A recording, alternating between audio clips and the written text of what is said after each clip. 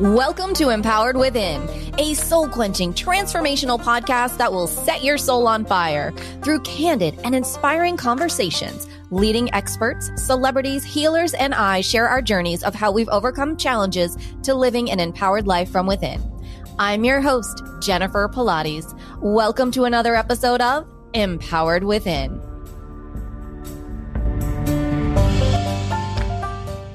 Welcome to the show, everyone. Today's guest is Amy Vasterling. She is a status quo challenger who's been intuitively reading energy since she saw a yogi floating outside her classroom window at the age of 7. She's a public speaker, writer, and founder of the Wisdom Gathering, an event for the deep thinkers, the secretly sensitive, and those seeking to gain inspiration and clarity through self-discovery and intuition. Welcome to the show, Amy. I'm so happy you're here today. Thanks for having me, Jennifer. I'm excited to be here. Yeah, so let's start with, how did you really begin to understand your intuitiveness and your skills and your gifts?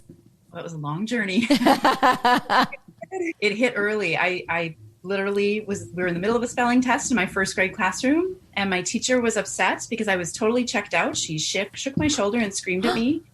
And I looked across the room and I was outside the room and I knew it. And then there was a yogi floating next to me. And it was the 1970s. I had no clue what a yogi was, but it felt safe. So I just knew that's where I chose to be. And the kids in the classroom were at spelling word 8. Like, I was really checked out.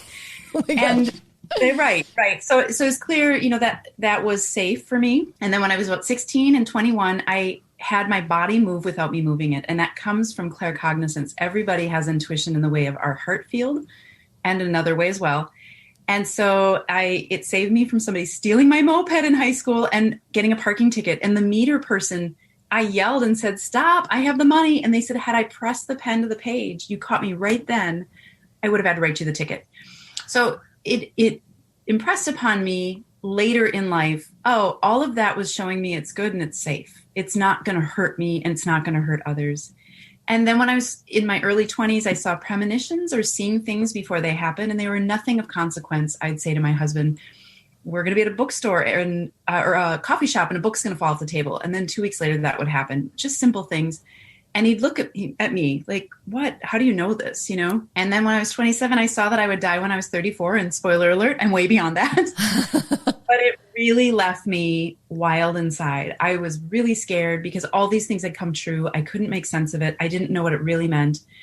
And I'm clairvoyant foremost, although I have all those senses and am able to tap into on all the ways. So what I did with it is, I am fierce. I have a gray streak in my hair that showed up just out of the blue when I was 17 years old.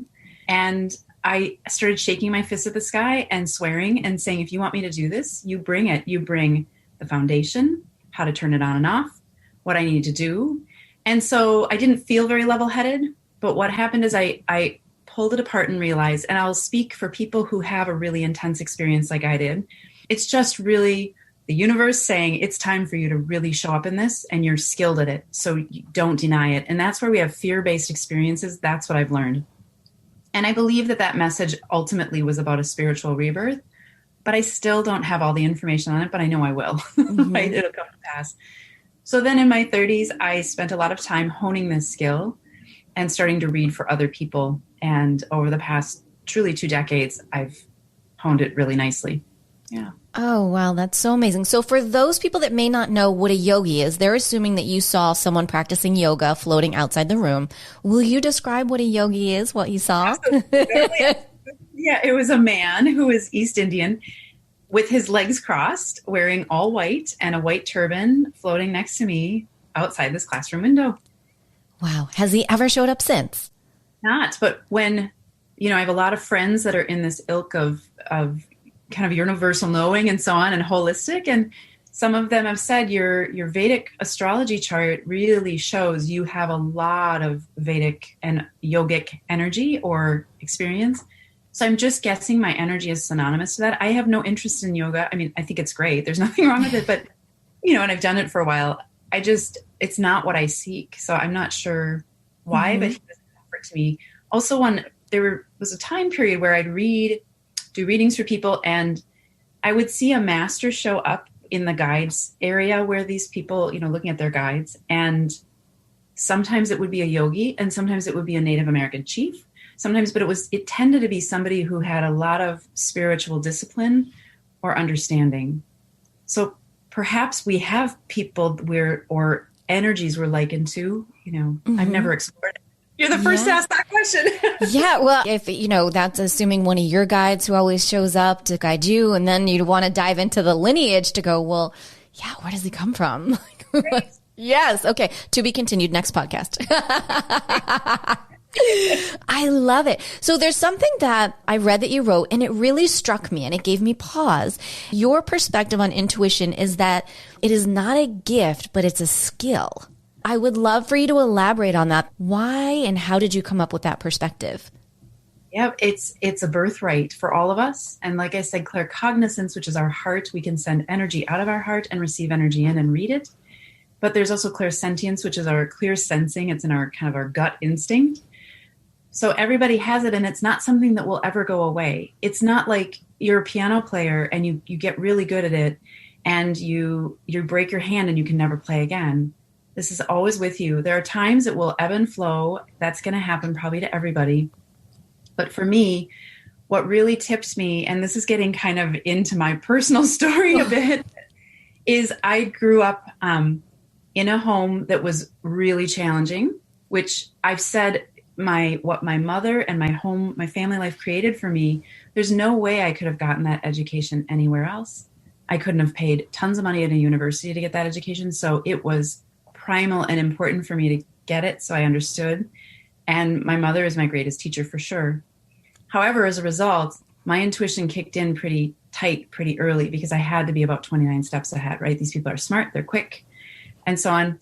And I had a sister die. Well, she took her life in 2010. Oh, I'm so sorry. Yeah, it's okay. But it really dawned on me, I would be the next in line to be the scapegoat in my family, carry the majority of my mother's shadow and be rejected and take the brunt of the abuse. So I stepped away. But what I realized is in my family, we are flight risks. We are high emotion, brilliant in the creative arts area, all of us. And I realized that knowing at that age of 27, I was so undeniably connected, even though it was bothering me and it was hard, I knew I was connected.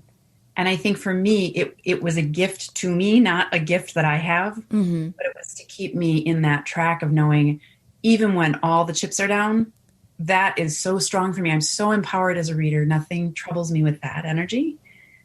And being a human is a much different experience, right? Isn't it though? Yeah, right.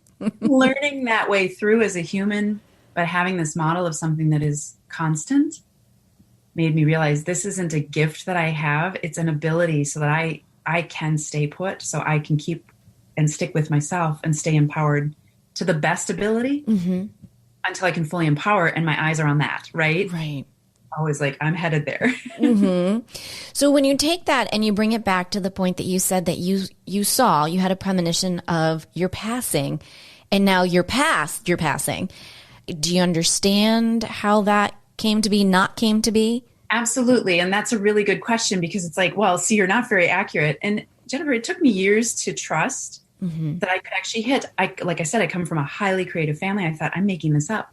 But then you read for thousands of people and it's like, you can't hit that well for thousands and thousands of people. You start to really trust. But as a matter of that premonition, what I learned through pulling it apart, and I don't even know that I asked. I think my intention was, oh my God, bring me support. Right. And influences started coming, like the law of attraction and small bits to help me understand and pull it apart and make sense of it. But what really came is somebody that was or is a psychic said to me, Amy, it might be that it's a metaphor. And it was an old serif font that was red. It was like an egg tempera, which, I mean, I'm an artist, so that makes sense to me to recognize that's what type of paint it was. And it felt like this looming and impending death.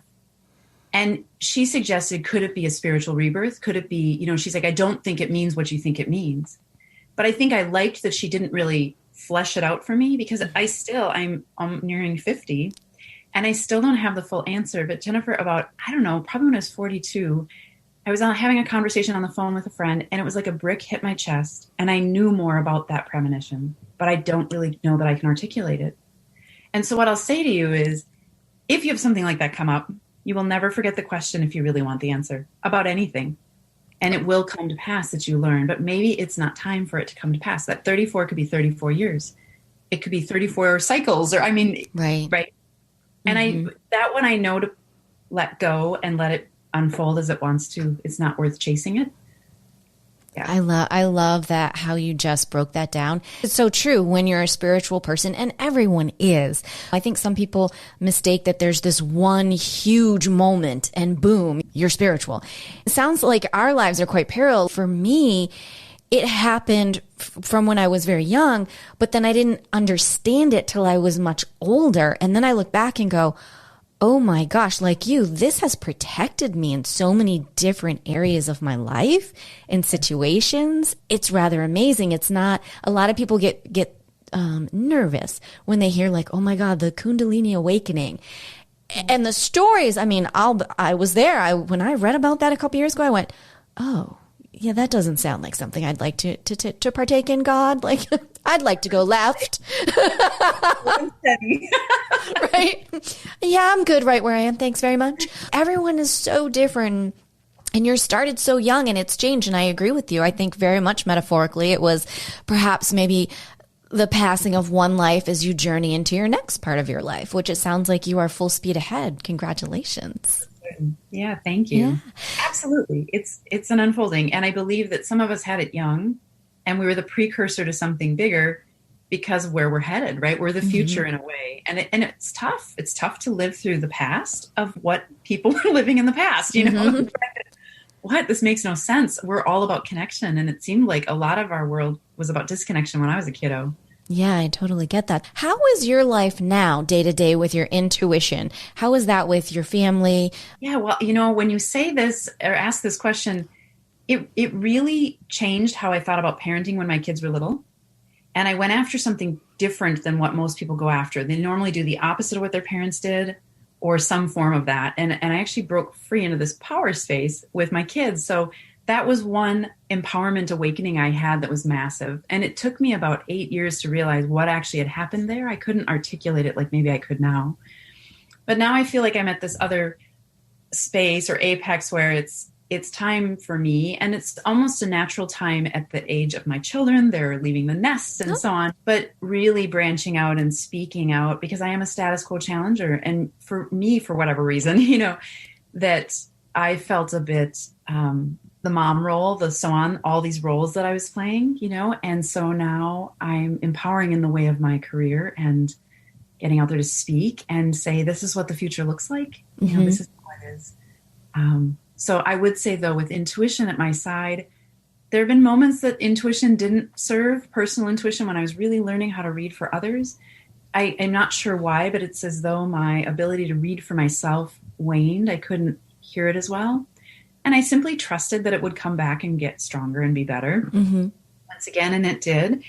But that was a struggle for quite a few years. But now I'm at the place where I'll watch a TV show and I can say that man's going to have a heart attack in the next 10 minutes in the show. And he does, and he dies. Or, right. And so in a way, life gets a little bit boring. I don't know.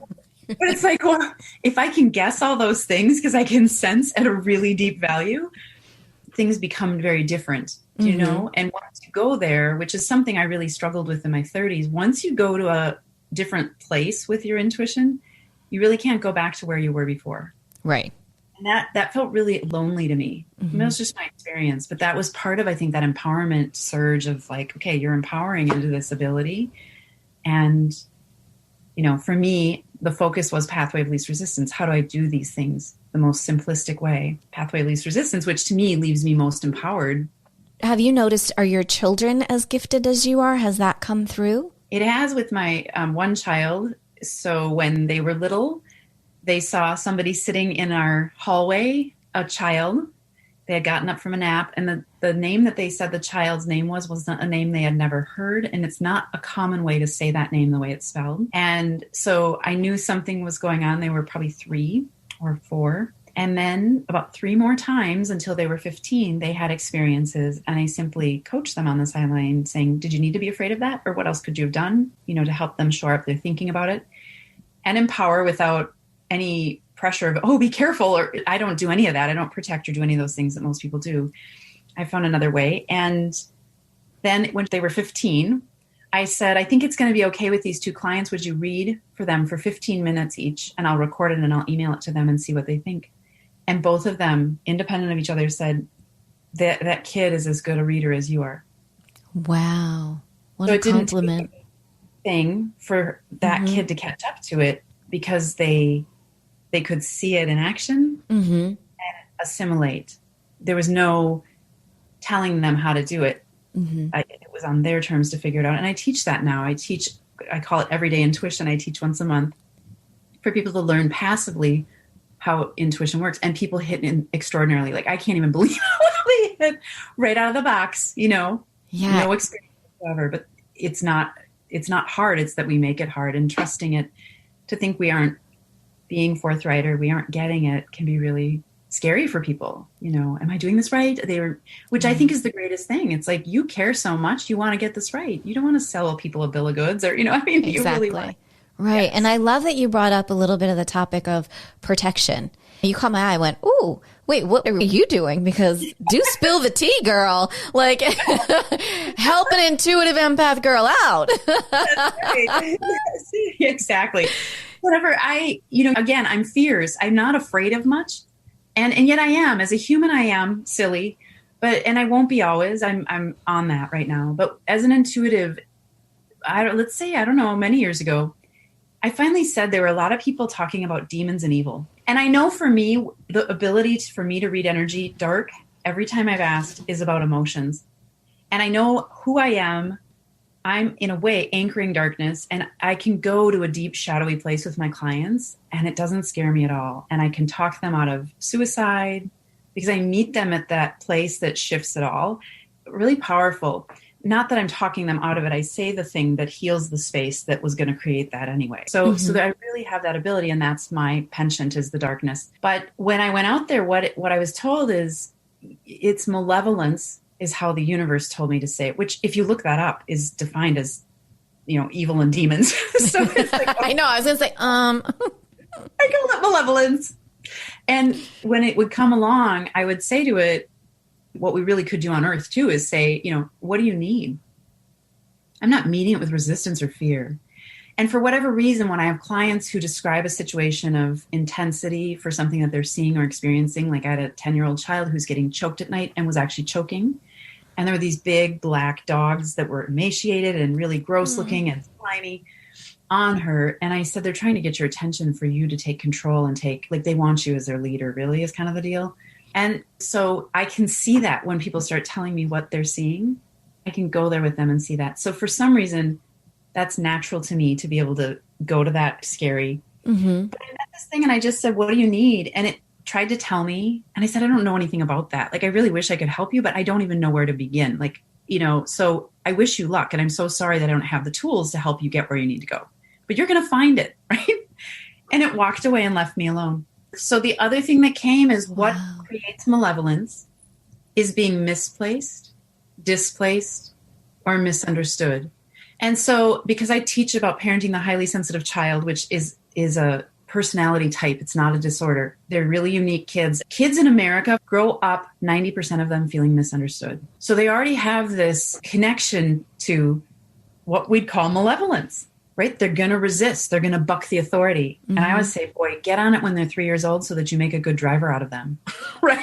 Yeah, that's great advice. Right. So if you have those three things out of whack, like say that you came from a war-torn country, you're misunderstood, displaced, and misplaced. You're going to have a lot of intensity, a lot of this shadow and intense emotion going on behind the scenes. And that can create for reactivity. And it can create for things to kind of go wrong because your energy's all out of whack and you're not aligned. So when we think about that on Earth, if we said to somebody, hey, what do you need? I don't even know how to begin to help you, but I think you're going to work it out. People would probably be a lot happier, right? Right. As they let go. It wouldn't be this expectation that, oh, I'm needy and I'm a victim.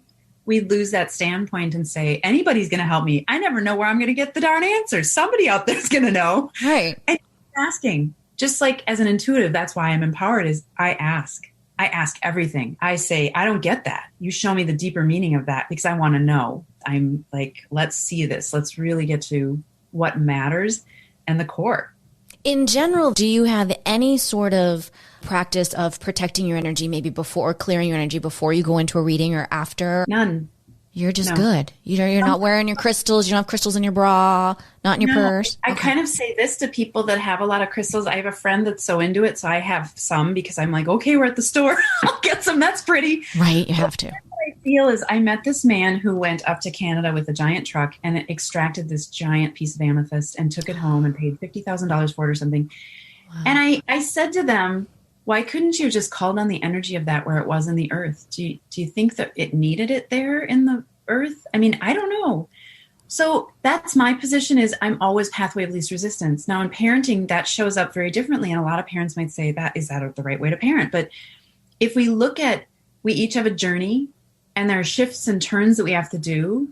And we allow those things and we realize, I mean, that's the one thing too, Jennifer, that I haven't said is when I first started reading for others, I put out a whole bunch of decks of cards, of oracle cards. I don't read with a tarot for a certain reason, but people pull whatever cards from whatever deck. And from the first card to the last card, it cycled back to the first card. It was a circle.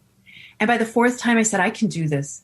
And then what I realized a little bit later is I can do this anywhere. It's right here with me. I'm never free of it. So, I mean, not free of it. I'm free in it. Like I can do it wherever I want to do it. And I even did a reading on an airplane once from someone who was sitting next to me crying, Yeah. And I'm like, I didn't say anything, but then I said, okay, universe, if you want me to do this reading for her, you make it available. And the pilot got on and said, the plane is delayed. Something's wrong with it. We're going to put you deboard and go back out to the main terminal. And I turned to her and I said, I can read about that situation. You can meet me and you'll see me, but I'll sit someplace alone in the terminal and you can find me and we can do this. Right. So it's like, miracles abound, I think, when you're aligned, correct? 100%. Yes. Yeah. So I don't, except for sometimes my own intuition, if I'm driving to an event, I remember going up to an event once and it was like, pray before you go. I don't often pray. I mean, like probably once in every 10 years.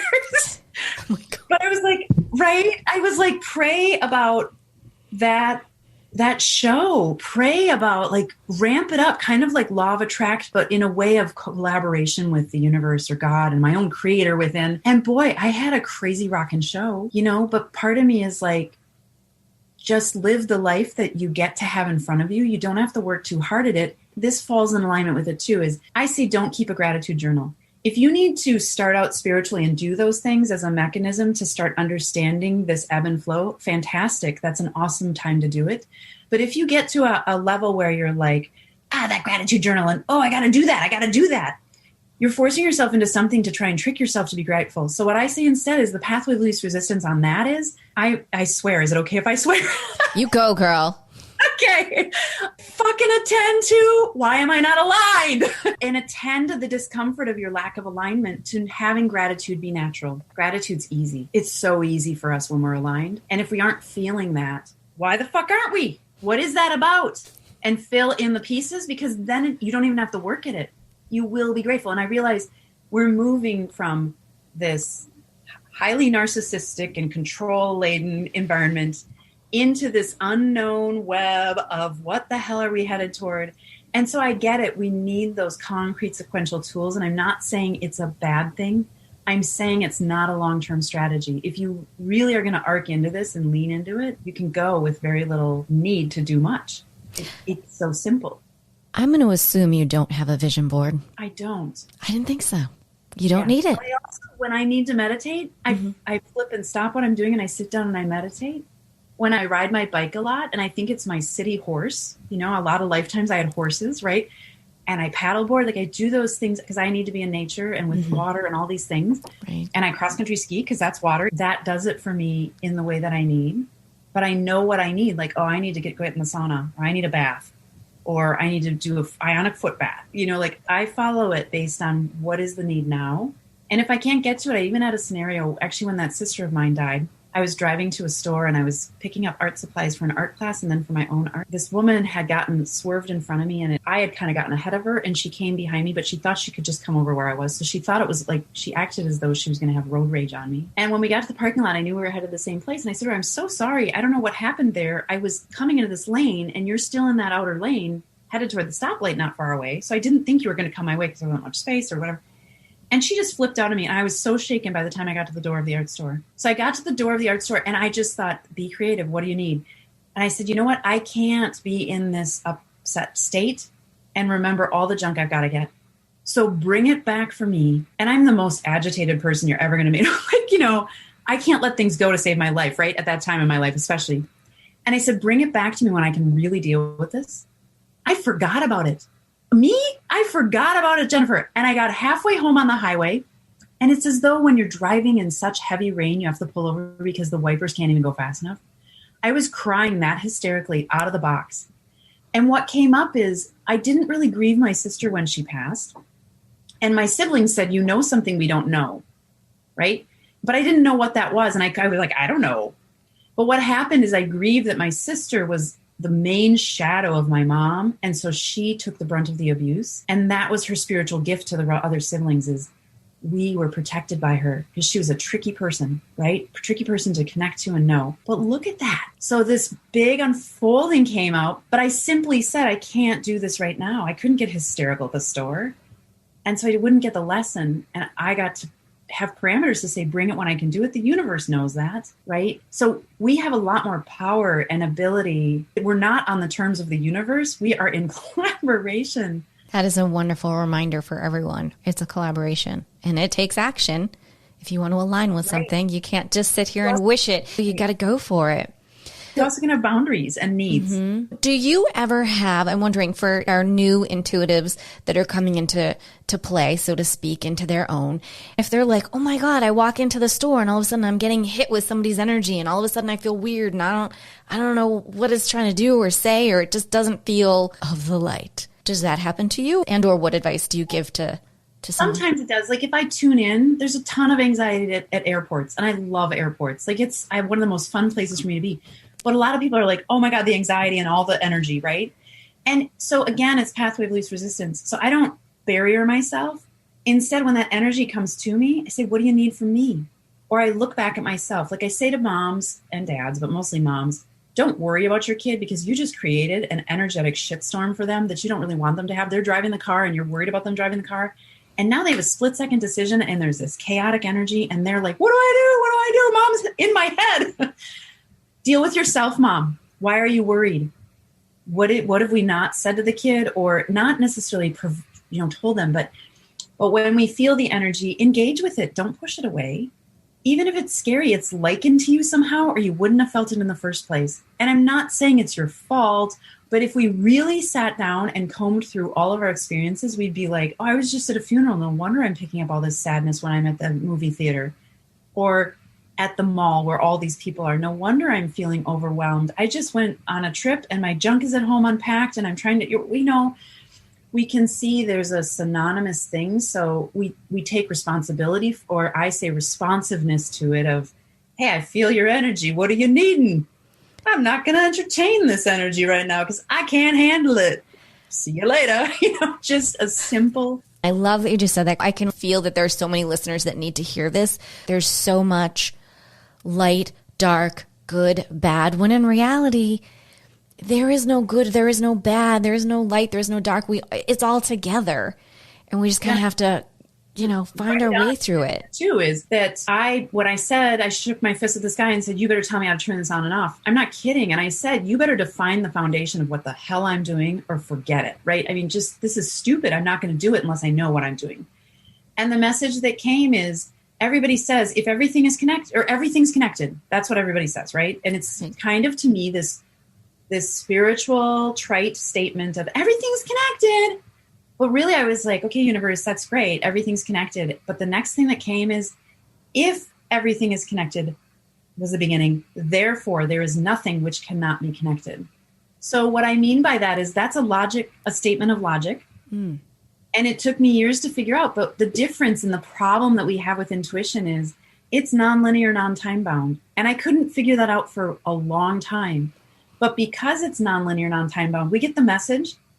And then look at me with my question about being 27 and seeing that premonition. I still don't have the answer, and I'm way above that age. But we will get the answer. So it's like we might be told, buy that ticket to get on that train, not that one. But you think, but I get to be with my friends, but I get to have fun. But what? Oh my God, I should be on that train with them. But we heed it, and we get the ticket for the other train, and we go. And we end up sitting next to somebody who says, I want to publish your book, right? We end up sitting next to somebody who has a synonymous story with ours and encourages us to follow our path and blah, blah, blah. And that's how in hindsight we realize. So I had a healing journey, and I said, I would shake my fist at the sky again and say, you let me see what this is all about in hindsight, so that I could tether myself to that, knowing that would come to pass. This isn't rocket science. It's so simple. It's stupid. It's so simple, but we get so complex. We make it so complex. When I say everything's connected, though, in that way, I'm clairvoyant, so I might see 3 random things and have to make sense of them. And if I look at them and look at them and look at them and I can't get a sense of what's going on, you might have to reorient your perception of, oh, look straight ahead. Now all of a sudden the message is clear. Or sense into the things around you. You know, it's about branching and expanding and finding how do those things connect. Just like being at the airport and feeling the yucky energy. Oh, I'm sad. And so their sadness is overwhelming me, you know, because they're thinking. Your way of not feeling it is saying, hey, what do you need from me? I don't want to feel this. Sadness. Right. I see you sadness, or I see your sadness. I can't do that. No, thanks. You know, and then I will deal with my own sadness, right? I might sit and meditate for 5 minutes in the airport. Or I might take a breath while I'm in line waiting to get through the check, you know? Mm-hmm. Yeah. To the sensitive person who feels everything, that's me. What do you say to that person? Like what? I mean, honestly, if there is an earthquake around the world, I know that's happening. If there's a solar flare coming, oh yeah, I got that. Right. Oh my gosh. Sometimes it's like, really, God? Right. That's where we shake our fist in the sky and we're like, yes, enough. I don't know. It's more common than we realize. And I even spoke to somebody who thinks of themselves as intuitive, but not at the degree that you and I do. And they succinctly said exactly what's going on energetically right now, right? And they aren't even aware of that at that level. But what the deal is with the highly sensitive personality type, Elaine Aron, it's Aron, is the person to look up about this. In the early 90s, she realized she was highly sensitive, and she peeled apart and did all this research. And what they found is it represents 20% of the animal kingdom and humanity in children and adults. And what Elaine feels the reason for highly sensitive people is that we are the people who can see things ahead of when they happen to protect the environment, to protect the people. So it's like this. I think of it as the elephant. The elephant was put in the jungle or the forest or wherever to sense, because the elephant has an incredible ability with their heart field. So do we as highly sensitives, to sense exactly what you're talking about. There's a solar flare, there's an earthquake, there's something going on. And then they're built to run and tromp on the ground so everybody can feel it and be like, crap, the elephants are running, shit's going down, you know? And they can trumpet, right? So the things that are up can hear them, the things that are down can hear them and get to high ground. And I'll tell you this, I have never met a highly sensitive person who wasn't an altruist. And the reason is we are the type that are like, climb up to higher ground. I will let you step on my head until I drown to get you to safety because you are so important to me. And that's part of the hardship. I mean, it makes me want to cry, but that's part of the hardship of being highly sensitive to you. I'm crying. Being highly sensitive is that this world seems unjust to us. We want people to thrive so badly. But you know, Jennifer, the truth of it is, after I did those 4 readings and I realized there are tough ass souls on earth who I think were chosen by their people, not chosen in the way of you're so strong. I think they were chosen because they were like, you aren't going to back down in the face of love for anything. You can be beaten and torn and ripped apart, and you will not defer from that place of love. You will continue to bring that forward as much as it hurts. And so for you that are listening to this and feeling like feel so confused, feel so stuck, feel so left out, like I don't know what to make of this, you're the way forward. That's it. You are. And it is hurtful. It is painful because good pressure is what makes things change, right? You look at the mountains, you look at the water, you look at the granite, you look at all the things. That's how it works on Earth. We're bound to contrasts, which is the law of attraction, but that's how it is. So if we feel that pain, we will do anything we can to free and move ourselves forward. And we're the wayfinders in a way. But the thing with highly sensitives is 70% of them are introverted and 30% are extroverted. I happen to be a social introvert, so I need time by myself, but I can public speak and do all these things. And then I need to hide away for a little bit. You know? That's how I am too. Yeah. So there's this incredible ability with being highly sensitive too, of unique skill sets. Highly sensitives can get bored really fast. They usually hang out in jobs for 4 years and leave it because they're like, I need something new. I need a new challenge. Highly sensitives notice things. And I say this with parenting. What's good for the highly sensitive child is good for every child. But what's good for every child is not good for the highly sensitive child. The sensitive person walks across the street where there's a jackhammer, and it is so much for their body and their experience because they process like 50,000 times faster and higher than other people that are the 80%, that they decide, I'm going to create a solution so that jackhammers can be silent. And that helps everybody. Do you know what I mean? So that's the penchant of the highly sensitive is, if I create something that works for me, it's actually going to work for everybody. So that's also the altruistic piece, which is frustrating because it's like, how can you not see that this is really too loud? It's not good for us, or, you know, so on. So Elaine Aron says in the early 70s, she saw climate change coming. She's like, because I'm highly sensitive. Of course I could see it coming, you know? Right. So it's so interesting when you know things that are coming and people are like, you're crazy. And I'm like, maybe, well, and maybe not. We really are, this summer, the energy has been off the rails for trust. And if we can, put trust out about one city block ahead of us instead of having a long-term goal, we're going to succeed if we can keep pushing the trust button like, oh my gosh, everything's chaos. Oh, wait a minute. Focus on trust. I don't know how to trust right now, but I'm trusting. Yeah. And because the inevitable thing that will happen is synchronicity is huge and high for us right now, really high, especially favored in the people who are really moving this stuff forward. So hearken to trust just like you are. And you know where you need to be. It's not to say other people are going to get hurt or have a bad experience or any of that. It's like, you know what's happening for you. You know that's for you. And I think that that's what's important. You know, my daughter was born a few weeks after 9/11 happened and our water sources were threatened. And I remember having this kind of panic inside. And then I finally, a week before she was born, I made peace with it by saying, you know what? If we are supposed to have clean water and access to that, we will, and we'll be provided for, and we'll be safe. And if we aren't and we end up dying, that's what it is. Like, I'm not going to stand in the way of that. I can't be upset about this, you know, because it made me think, like, what if I have a baby and I only have it a few weeks because I can't keep it alive? I mean, this is really hard stuff, right? But if we let go and we realize I'm not all that important, you know, if I'm supposed to be here, they'll make sure I'm here, you know, something like you recognize where you need to be for what you're doing. For sure. I would love to touch on, you have a workshop called Tools of the Heart. You talk about the electromagnetic field that the heart holds, and I would love for you to talk about that a little bit. It's very special to me. I had a situation, a medical emergency a couple of years ago, and now with my heart, and now everything that I feel comes through my heart. Every anxiety, every solar flare, everything is here. Now, it used to, my entire life was through my stomach, the nerve things, and now it's all through my little thumper.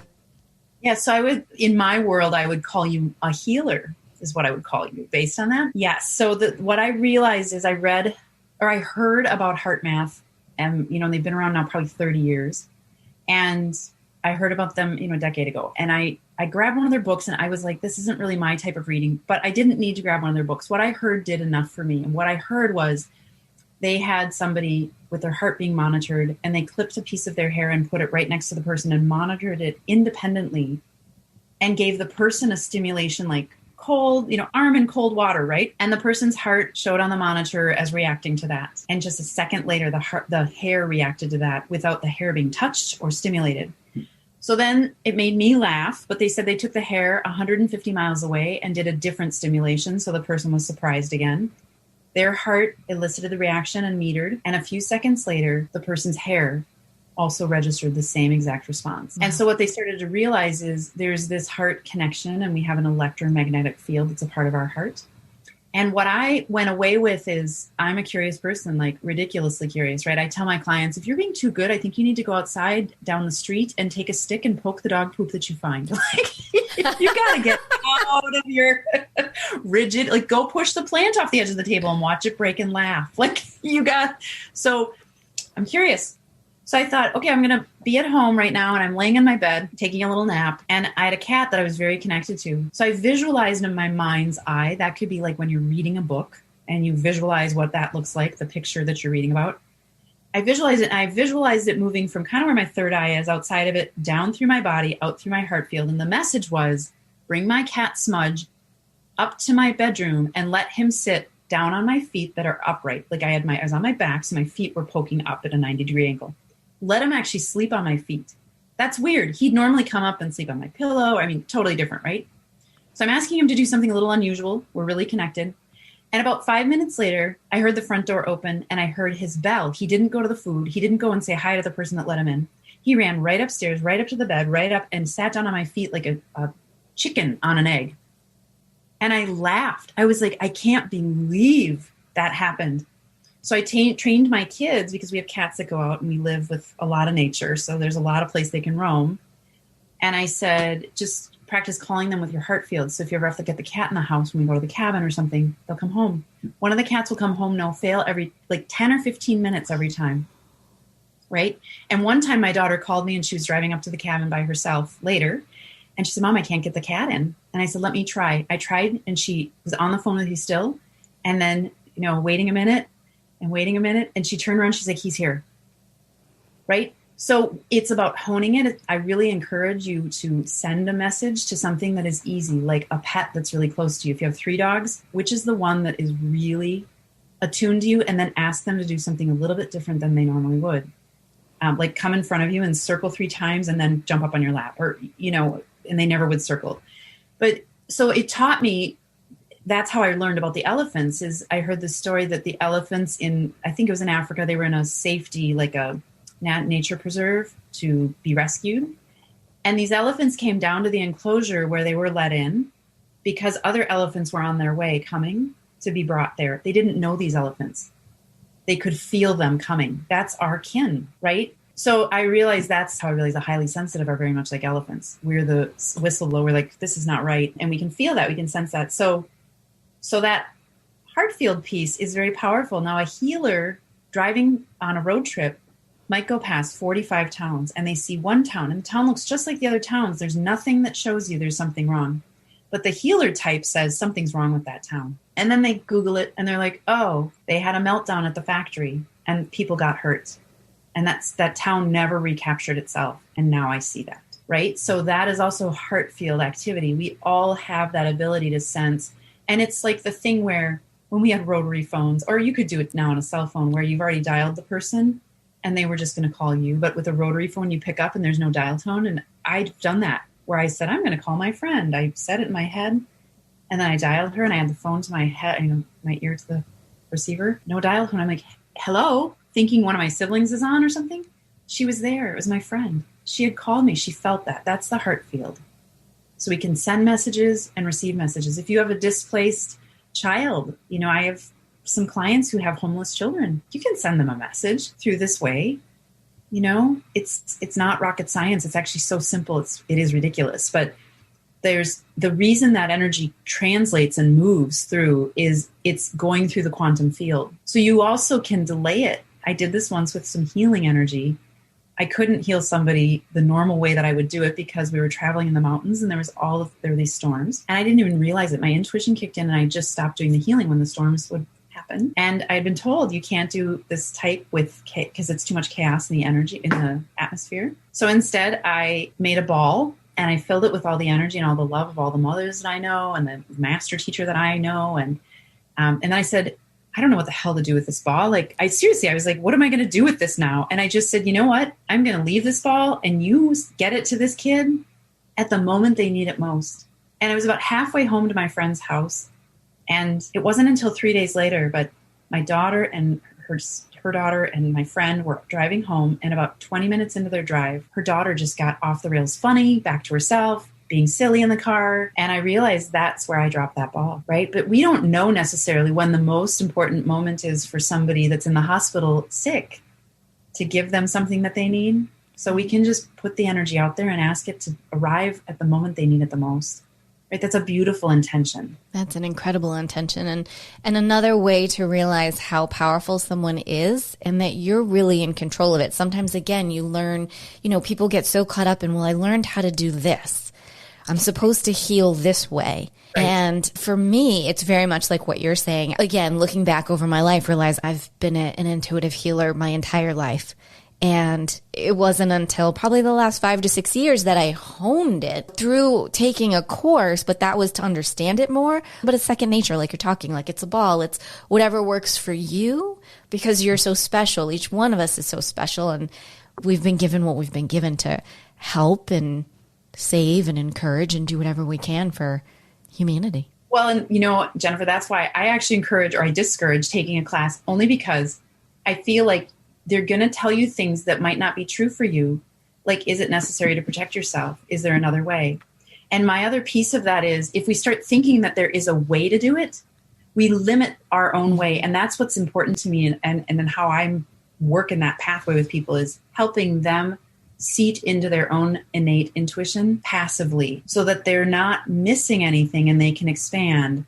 But there's trust there already because they're not all on their own. I think that's important because I think the other thing that we've been taught is do it this person's way. And it really is, I want you to have the way you do your intuition. I want this guy to have his and this, because if something goes down or wrong, you might fill in a piece I couldn't catch, right? And to me, that's that altruism again. It really is. Over the years, do you have inspirational people that have helped you and mentors that have guided you along the way? No. And Jennifer, I think that that's part of my success is I frickin' begged for a teacher. I will do whatever it takes. Please, I'll stand on my head 3 days, please. And for whatever reason, that's why I know how to teach intuition this way, is I'm not really teaching, I'm allowing and facilitating. But I had situations like I had chronic Lyme and it was a nightmare. And they told me there was no such thing as chronic Lyme when I had it. So the doctors pushed me out and told me I was crazy when I was so sick. It was awful. So I had experiences like 8 times, and this just tells me it's like spiritual teaching, right? Where I would sit in my living room floor over the course of like 6 months, they'd come and go, where I could not stand up and I was too exhausted and I felt horrific. And I'm clairvoyant. So I'd sit there with kind of my soul and my, I don't know, like girlfriend spirit on one side, looking at my life force on the other side. And they're like, that shit's going down. Like, you are dead. You're not going to make it. And I'm like, shut up. Like, this is not helping. I'm terrified, super anxious, but I can't, I'm so tired. I can't even really be anxious. And each time that happened, it was really irrational. And I thought each time I was going to die. Duh. But I got to the 5th time and I was like, wait a minute. To what do I need to surrender? And it came immediately. If you're not the mom to these children or the partner to this husband, it's okay. You don't have to be. And I could see another woman there and I was like, oh my God. Oh my God. But I let go to it. And I'm like, another level of you're not so important. If you're needed, you'll stay. If you're not, you won't. Oh, okay. That's not on my deciding. And who cares? Like, I just get to live free, right? Well, then by the 8th time it happened, so the next times, the subsequent times it happened, I could sit calmly. But by the 8th time it happened, I was like, this is it. You bring me a video. There's YouTube, God. Like, come on, or an article or something that tells me what the hell is going on with my body so I can stop this. And a week later, I got a video from this place and it told me what was going on and it never happened again. So it's like, that's how it comes too, is when we invite these things. Like every time, I mean, my spiritual growth cycled like everybody's does, but mine would be like 2 weeks of fast and furious, slam down, hard ass shit. And then it'd be like, you're going to get a 2-week break. And I'd be like, no, just fucking bring it. Let's just keep this shit going. Right. So I wanted that growth to get through. So I don't know if I'm really answering your question, but I think that the whole thing there is your relationship with your intuition is a journey.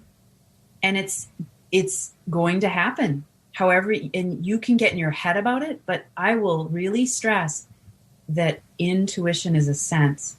It is not a thought or a feeling. And so it's subtle, and it's so subtle. It's the thing that we're like, no, right? Like how many times have we been on our way to get in the car or get on the train or leave our house and it's like, take that thing, whatever it is, your umbrella, your what, no, right? I do that all the time. I'm like, God, whatever. I mean, what? And then boom, I see I needed that thing. And the universe knew and it was trying to watch out for me, right? In a small way, just be like, here, hello, So it's heeding those small inklings is really what they are. And recognizing the energy you are experiencing is the essence of the imprint of the energy. So when I see, say in a reading clairvoyantly at first, I see a cup. I know it's a cup, undeniably. That's our heart field to some degree too, the discernment and knowing. But then I can tune in to a deeper level and say, well, tell me more about that cup. Or I don't even have to say that. And it's like, oh, it's a white cup. Oh, it's a Starbucks. Okay, what about Starbucks? Or it's a mug and it's for tea. So these are the ways we simply ask questions and move through that essence of the imprint, and it feels unique. It's a different way to do it. It's like, and I can easily know the difference now, but it took a lot of years to get that finesse of, that's the difference. It's like an athlete. They train so much that when they're on that bicycle or they're throwing that thing, they will hit the mark. The same thing with intuition. If you practice and practice, and I say to my clients, in 10 years, the reader I'll be. Okay, so I have a lot of years under my belt with this, but I'm working hard and hard and harder at this. And in 10 years, I'm going to be off the rails even further. And so attend to it, because in 10 years, if you attend to it, even mildly, you're going to be a lot better at it. Right. Like anything else, it's just a muscle. You just have to work with it and be open to it. When you're comfortable, find you're comfortable.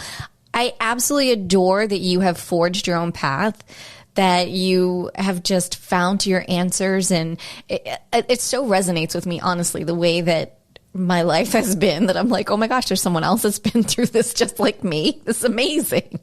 And so I want our listeners to know you are not alone. Look at us too, like there's plenty of us out there and we're all here to help one another. Absolutely. Mm-hmm, for sure. So we're coming to that time in the show where I ask this one really big question. Are you ready for it? I hope so. Okay. It's already flooded with like, oh my God, what's the question going to be? All right. I do that on purpose. What is one thing that no one knows about Amy? What is one thing? Oh my goodness. What? Maybe you pre-asked this, Jennifer, but I would say over the course of my life being sensitive, that highly sensitive personality type, I don't think people knew it. And I think that is one of the sources of my greatest abilities inside, and also has been really one of the most challenging things I've had to deal with being. So people know it now, but so much of my life was spent not knowing that. And it really changed things. I mean, I had a bit of depression. I read a book, learned about it. Oh, that's me. And then I saw a movie about it. And I was like, boy, all the people who touched my life, like teachers and so on, it had to be really hard for them. I had an incredible dose of empathy and compassion for them. And then about 2 days later, I hit a depression of feeling like they didn't try very hard for it. They didn't try and ask the questions and work with me and be forthright. They judged and decided who I was and what I needed and that I was broken and so on.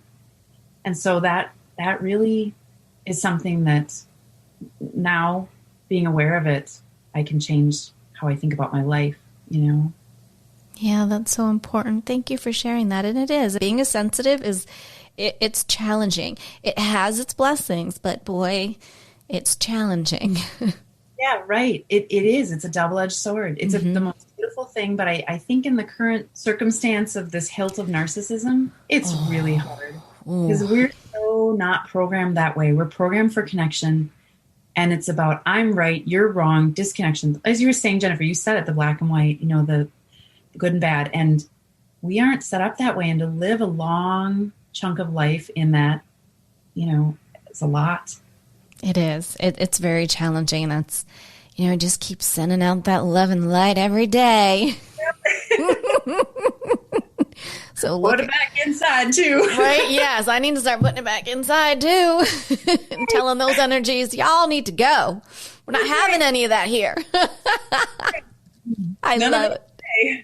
I love it. So Amy, if our listeners would like to connect with you, maybe jump on one of your workshops, where's the best way for them to connect with you? Yeah, at my website, so amyvasterling.com. And you can find everything there. I also am sharing a link with you if you're willing to share it, Jennifer, where people can try out. I have something called the Wisdom Gathering, which is really right now for women. I might do a co-ed thing in the fall. I'm not sure.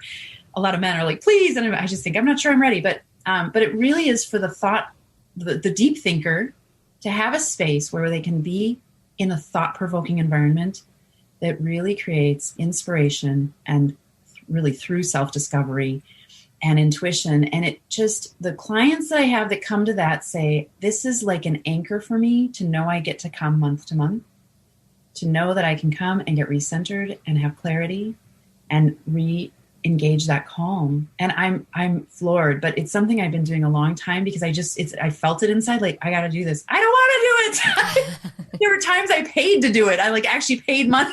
This is ridiculous. But I just kept doing it and doing it. So I've been doing it almost 5 years now. And it's really an amazing place for people to come and see they are not so different. I mean, that's really the message there is, you aren't alone at all. You aren't alone. Other people see you and get it. They're in the same boat, just a little bit different ilk. Mm-hmm. Yeah. And we will for sure. All of your links, everything to get in contact with you will be on our show notes. So everyone can head over to my website, jenniferpilates.com, and check that out. And everything will be there. So anybody that wants to get in touch with Amy can definitely do that and definitely join in. That sounds like an incredible experience. I'd love to do that myself. For sure. I'd love to have you, Jennifer. Yay! Yay, Soul Sisters. Well, Amy, thank you so much. I'm so honored for you to be here today, sharing your beautiful energies and your insights. Thank you so very much for being on the show. Oh, thank you for having me. I've really enjoyed my time. I truly appreciate it. Oh, you are welcome. Well, as we say, until next time.